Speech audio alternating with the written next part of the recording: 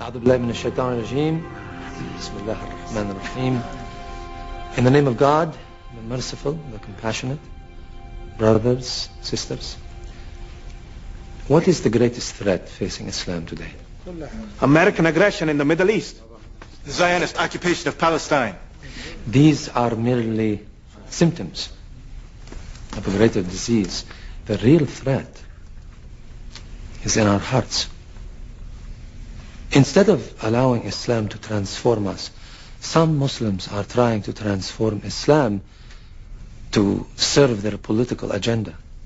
They are using the label Islam to kill, murder innocent people.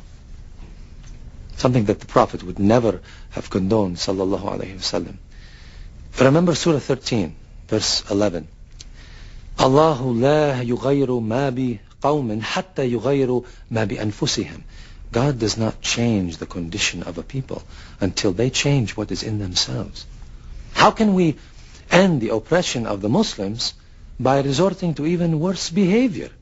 If our spiritual and our moral condition worsens, how can we expect God to improve our economic and our political conditions? This is the fallacy of the self-styled jihadists who... I hope I haven't angered you, brother. Assalamu alaikum. This is the fallacy of the self-styled jihadists who murder innocent civilians. How can you expect Muslims to be civilized when the Americans, the Israelis, the Russians killed thousands of Muslim civilians and dismiss it as collateral damage? The Holy Quran permits an eye for an eye. If the unbelievers kill our civilians, we have the right to do the same. Allah permits retaliation only against the guilty party, not against innocents. Surah 53, verse 38 says, no soul shall bear the burden of another. The Holy Quran also says, and kill them wherever you find them, and drive them out of the places where they drove you out.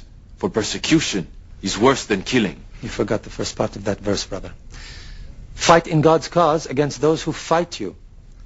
But do not commit aggression. God does not love aggressors. There are many who are seeking God, but instead end up following the devil. What you said tonight troubled you. Yes. It's very different from what I've been told. There are many false teachers taking verses from the glorious Quran out of context, corrupting the teachings of the Holy Prophet Sallallahu alayhi wasallam. Sallallahu alayhi wasallam. Tell me, brother,